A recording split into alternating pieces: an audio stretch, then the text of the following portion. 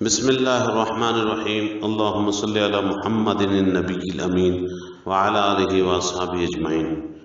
مفتی صاحب نازکی صاحب جو کہ میں نے سنا استاذ حدیث ہیں دارالعلوم رحیمیہ بانڈی پورہ کے، انہوں نے مولانا صاحب پر واٹس ایپ پر ایک اعتراض کیا ہے اور اس میں جو ہے وہ حضرت مولانا صاحب کی ایک آڈیو بیان کی کلپ بھی انہوں نے ڈالی ہے سوشل میڈیا پر۔ انبیاء اور صحابہ، میری بات توجہ چاہے گی بہت، اس زمانے کا مسلمان نہیں سمجھتا کہ ہمیں ملائکہ، انبیاء اور صحابہ ان تینوں قسموں سے بڑھ کر ایمان ہمیں دیا گیا تھا۔ ان تینوں قسموں سے بڑھ کر ایمان ہمیں دیا گیا تھا، اس لیے کہ صحیح حدیث ہے۔ میں یہ بات اس لیے کہہ رہا ہوں کہ اس وقت مسلمان جتنا ایمان سے غافل ہے، اعمال سے بھی اتنا غافل نہیں ہے جتنا ایمان سے غافل ہے۔ حالانکہ حقیقت یہ ہے کہ ایمان کے بغیر نہ اعمال پر استقامت ہو سکتی ہے، نہ ایمان کے بغیر اس کو باطل پر غلبہ مل سکتا ہے، نہ ایمان کے بغیر اللہ کے وعدے اس کے لیے پورے ہو سکتے ہیں، اور نہ ایمان کے بغیر اس کے کسی عمل میں اخلاص ہو سکتا ہے، اور نہ ایمان کے بغیر اسے اپنے دین پر استقامت ہو سکتی ہے۔ یہ جو بنیادی چیزیں ہیں، کیونکہ سارے وعدے یقین پر ہیں، سارا اخلاص یقین میں ہے، سارا غلبہ یقین پر ہے، لیکن اس سب کے باوجود اس زمانے کا مسلمان جتنا ایمان سے غافل، اس میں مولانا صاحب فرما رہے ہیں اس آڈیو کلپ میں کہ ہمیں صحابہ کرام رضوان اللہ علیہ مجمعین، انبیاء علیہ السلام اور ملائکہ سے بڑھ کر ایمان دیا گیا تھا۔ اسی جملے پر جو ہے نازکی صاحب کو اعتراض ہے۔ نازکی صاحب جو ہے اس جملے پر اپنا اعتراض کس طرح سے ظاہر کرتے ہیں، وہ کہتے ہیں جی ہاں، ان تمام کمزوریوں، خرابیوں اور غفلتوں کے باوجود ہمارا ایمان حضرات صحابہ کرام، انبیاء علیہ السلام اور ملائکہ رحمان سے بڑھ کر استغفر اللہ اعوذ باللہ۔ آگے انہوں نے لکھا ہے یہ خالص خانہ ساز اجتہاد، 100% غلط نظریہ ہے، حالانکہ یہ طے ہے دنیا بھر کے تمام اولیاء، اقطاب اور ابدال کا مجموعی ایمان ایک صحابی کے ایمان کے برابر نہیں ہو سکتا ہے۔ آگے وہ کہتے ہیں کہ اللہ کا شکر ہے کابر علماء کرام اور شورا اعظام کی بر وقت رہنمائی کی برکت سے امت کا بہت بڑا طبقہ دعوت کے عنوان سے گمراہی سے بچ گیا اور صحیح نہج پر رہا۔ شورا زندہ باد، حق شورا ہے۔ آگے اپنا انہوں نے نام لکھا ہے محمد اسحاق نازکی قاسمی غفر اللہ۔ اب انسان جو ہے، یہ تو نازکی صاحب کا اعتراض تھا۔ اب میں یہاں پہ یہ اپنے طرف سے کہہ رہا ہوں کہ انسان جو ہے اعتراض دو وجہ سے کرتا ہے، یا تو یہ ہے کہ علم کی کمی ہے اس وجہ سے، یا پھر حسد، بغض اور ضد ہے۔ تو ظاہر سی بات ہے جب استاد حدیث ہوں گے تو علم کی کمی تو نہیں ہوگی، اور پھر وہ بھی دارالعلوم رحیمیہ بانڈی پورہ کے اندر پڑھاتے ہوں گے تو پھر علم کی کمی تو ظاہر سی بات نہیں ہوگی۔ لیکن ایک بات ضرور جو ہے اس میں نظر آ رہی ہے کہ بغض، حسد اور اناد ضرور ہے۔ حالانکہ حضرت مولانا صاحب جو ہے جس انداز سے بات بیان کر رہے ہیں وہ انہوں نے یہاں پہ پیش ہی نہیں کی۔ مولانا صاحب اپنی اس آڈیو کے اندر بھی جو کہ انہوں نے کاٹ کے ڈالی ہے،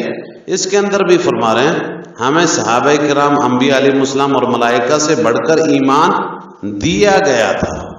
یہ نہیں کہ ہمارا ایمان ہے، بلکہ کیا کہہ رہے ہیں، دیا گیا تھا۔ آگے فرما رہے ہیں کہ آج کے مسلمان نے اس ایمان کی قدر نہیں کی۔ ایک بات۔ دوسری بات یہ کہ یہ جملہ آیا کہاں سے، حضرت مولانا صاحب یہ کیوں کہہ رہے ہیں؟ حضرت مولانا اصل میں ایک حدیث کی تشریح کر رہے ہیں، اور وہ حدیث کیا ہے کہ ایک دن صحابہ کرام رضی اللہ تعالیٰ عنہ مجمعین کی جماعت سے حضور نبی کریم صلی اللہ علیہ وسلم نے سوال کیا، ای الخلق اعجب الیکم ایمانا، تمہارے نزدیک کس مخلوق کا ایمان عجیب ترین ہے؟ صحابہ رضی اللہ تعالیٰ نے عرض کیا یا رسول اللہ، فرشتوں کا۔ آپ صلی اللہ علیہ وسلم نے فرمایا وَمَا لَهُمْ لَا يُؤْمِنُونَ وَهُمْ عِنْدَ رَبِّهِمْ، وہ کیسے ایمان نہ لائیں گے جبکہ وہ اللہ کی حضوری میں ہر وقت حاضر رہتے ہیں۔ صحابہ کرام رضی اللہ عنہ نے عرض کیا یا رسول اللہ، انبیاء علیہ السلام کا ایمان ہوگا پھر؟ تو آپ صلی اللہ علیہ وسلم نے فرمایا وَمَا لَهُمْ لَا يُؤْمِنُونَ وَالْوَحْيُ يَنزِلُ عَلَيْهِمْ، وہ کیسے ایمان نہیں لائیں گے، ان پر تو وحی اترتی ہے۔ صحابہ نے پھر جو ہے اپنی طرف اشارہ کیا کہ پھر یا رسول اللہ ہم، تو آپ صلی اللہ علیہ وسلم نے فرمایا نہیں، وما لکم لا تؤمنون وانا بین اظہرکم، کیا تم اب بھی ایمان نہ لاؤ گے جبکہ تمہارے سامنے ہر وقت میں رہتا ہوں؟ پھر آپ صلی اللہ علیہ وسلم نے فرمایا الا ان اعجب الخلق الی ایمانا لقوم یکونون من بعد یجدون صحفا فیها کتاب یؤمنون بما فیها، کہ میرے نزدیک ساری کائنات میں سب سے عجیب قابل رشک ایمان ان لوگوں کا ہے جو تمہارے بعد ہوں گے، وہ صرف ورقوں پر لکھی ہوئی کتاب دیکھیں گے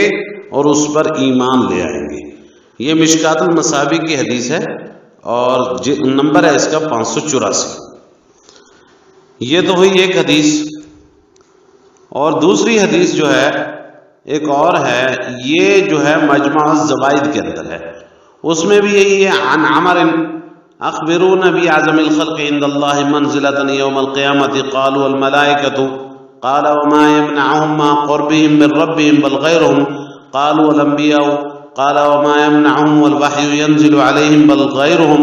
قالوا فاخبرنا يا رسول الله قال قوم ياتون بعدكم يؤمنون بي ولم يروني يجدون الورق المعلق فيؤمنون به اولئك اعظم الخلق عند الله منزلة او اعظم الخلق ایمانا عند الله يوم القيامة۔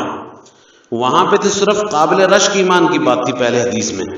اس حدیث میں تو اعظم الخلق ایمانا، کس مخلوق کا ایمان، کون سی مخلوق بڑی ہوگی ایمان کا اعتبار سے اللہ کے پاس قیامت کے دن، یہ سوال ہے۔ تو اس میں صحابہ وہی جواب دے رہے ہیں جو کہ پہلی حدیث میں کہ پہلے فرشتوں کا، تو آپ صلی اللہ علیہ وسلم نے فرمایا وہ تو خدا کی بارگاہ میں رہتے ہیں ہر ٹائم، کسی اور کا بتاؤ تو انبیاء علیہ السلام کا بتایا، فرمایا ان پر تو وحی نازل ہوتی ہے۔ پھر جو ہے آپ صلی اللہ علیہ وسلم نے فرمایا میرے بعد جو ہے ایسی قوم آئے گی، تمہارے بعد ایسی قوم آئے گی انہوں نے مجھے دیکھا نہیں ہوگا لیکن جو ہے وہ کتاب کے چند ورقے دیکھ کر ان پر ایمان لے آئے گے۔ اللہ کے نزدیک ان لوگوں کا ایمان جو ہے سب سے قابل رشک ہے